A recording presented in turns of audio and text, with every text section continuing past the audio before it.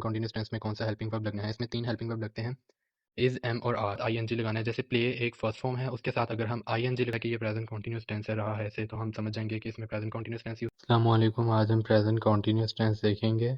मैं आपको कुछ पॉइंट्स बताऊंगा, आप लोगों ने वो याद रखने हैं और इससे ना आप लोगों का प्रेजेंट कॉन्टिन्यूस टेंस सॉल्व करना आसान हो जाएगा।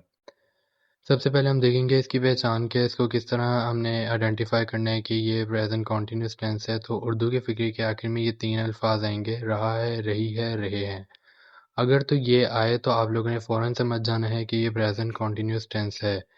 ये प्रेजेंट कॉन्टिन्यूस टेंस की आइडेंटिटी हो गई। फिर उसके बाद हमने देखना है helping verb, present continuous tense में कौन सा हेल्पिंग वर्ब लगना है। इसमें 3 हेल्पिंग वर्ब लगते हैं, इज, एम और आर।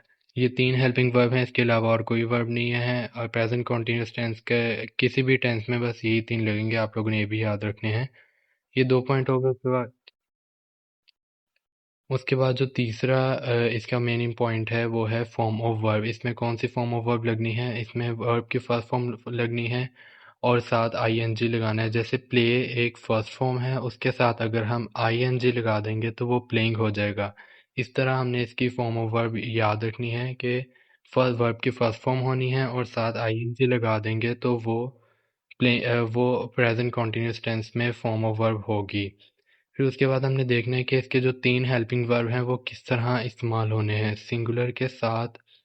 जैसे अगर सब्जेक्ट जो है वो हमारे पास सिंगुलर है, काम करने में हमारे पास सिंगुलर है, उसके साथ हमने इज लगाना है। अगर सब्जेक्ट हमारे पास प्लूरल है, ज़्यादा है, जमा है, तो उसके साथ हमने आर लगाना है। और अगर हमारे पास जो सब्जेक्ट है वो आई है, यानी मैं खुद काम कर रहा हूँ, तो उसके साथ हमने एम हेल्पिंग वर्ब लगाना है।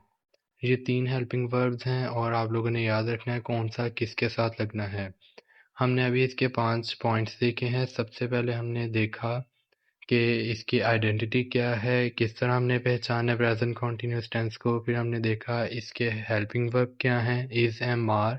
फिर देखा कि इसकी फॉर्म ऑफ वर्ब क्या लगनी है, फर्स्ट फॉर्म ऑफ वर्ब, और उसके साथ आईएनजी लगा देना है। फिर सिंगुलर के साथ क्या लगना है, प्लूरल के साथ क्या लगना है। अब हम कुछ एग्जांपल से इसके टेंसेस समझेंगे। पहले हम देखेंगे सिंपल टेंस, जो सादा फिक्रा होता है वो किस तरह सोल्व करना है। वो खत लिख रहा है, पहले हमने इसकी पहचान करनी है। जैसे रहा है, ये इसकी पहचान हमें पता चल गया कि ये प्रेजेंट कॉन्टिन्यूस टेंस है रहा है से, तो हम समझ जाएंगे कि इसमें प्रेजेंट कॉन्टिन्यूस टेंस यूज़ करना है।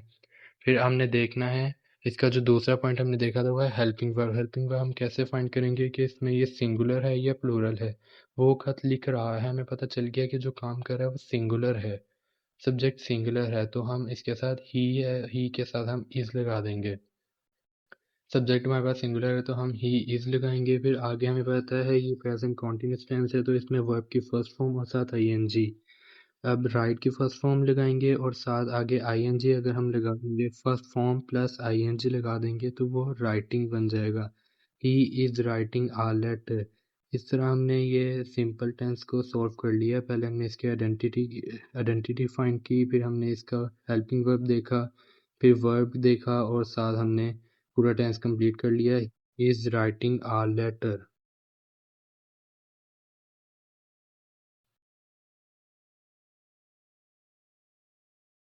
अगर आप लोगों को वो पॉइंट्स याद रखेंगे तो कोई भी टेंस सॉल्व करना बहुत आसान हो जाएगा। फिर जैसे उसके बाद हम देखेंगे नेगेटिव टेंस, कि जो नेगेटिव टेंस है उसको हमने किस तरह सॉल्व करना है। उसको उसको भी इसी तरह सॉल्व करना है। सबसे पहले हमने उसकी पहचान देखनी है कि ये प्रेजेंट कॉन्टिन्यूस टेंस है, रहा है, इसमें भी एंड पे रहा आ रहा है, तो हम समझ जाएंगे ये प्रेजेंट कॉन्टिन्यूस टेंस है।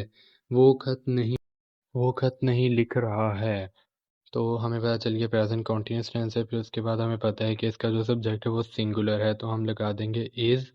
ही इज़ सिंगुलर के साथ हमने देखा था इज़ लगना है, ही इज़। फिर आगे नेगेटिव है तो हम नॉट लगा देंगे, नहीं के साथ नॉट आएगा। फिर आगे वही फर्स्ट वर्ब की फर्स्ट फॉर्म और फर्स्ट फॉर्म के साथ I N G, write plus I N G, writing. He is not writing a letter. Negative tense भी बस सिंपल की तरह ही हमने सॉल्व करना है, बस आगे उसके दरमियान में हमने लगा देना है नॉट, हेल्पिंग वर्ब के साथ लगाना है। जैसे इज़ नॉट है ना, तो हेल्पिंग वर्ब के साथ नॉट लगा देना है तो वो नेगेटिव बन जाएगा। फिर इसके बाद हमने सॉल्व करना है इंटेरोगेटिव सवालिया जो टेंस है हमारे पास, उसको किस तरह सॉल्व करना है वो भी बहुत आसान है। सबसे पहले वही तरीका है कि सबसे पहले हमने इसको हमने आइडेंटिफाई करना है कि ये कौन सा टेंस है। यहाँ पे भी रहा है, आ रहा है, तो हम समझ जाएंगे कि प्रेजेंट कॉन्टीन्यूस टेंस है। फिर उसमें भी हमने देखना है, ये भी प्रेजेंट कॉन्टीन्यूस टेंस है, फिर उसमें हमने देखना है कि ये इसमें हेल्पिंग वर्ब कौन सा यूज़ करना है। उसके लिए हम देखेंगे कि सब्जेक्ट सिंगुलर है या प्लूरल है। जैसे क्या वो खत लिख रहा है, वो आ गया तो इसका मतलब इसमें ये सिंगुलर है, वो रहा है ना, तो ये सिंगुलर सब्जेक्ट है तो हम इसमें भी इज़ लगाएंगे। बस इंटेरोगेटिव में फ़र्क ये होता है कि इज़ पहले आ जाता है, इज़ लगा दिया आगे ही है तो हमें पता है कि वो सिंगुलर है। इज़ ही राइटिंग, फिर आगे उसी तरह राइटिंग, राइट के फर्स्ट फॉर्म प्लस आईएनजी, ये हो गया writing. Is he writing a letter.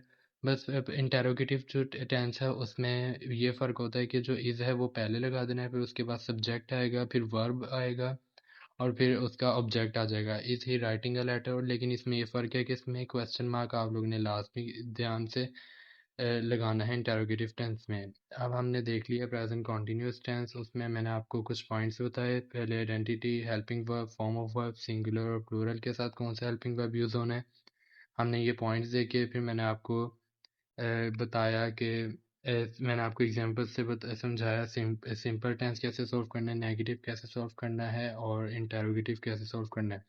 बस इसी तरह आप लोगों ने प्रेजेंट कॉन्टीन्यूस टेंस को सॉल्व करना है। बहुत आसान टेंस है, ये पॉइंट्स याद रखने हैं और फिर आप लोगों के लिए ये सॉल्व करना आसान हो जाएगा।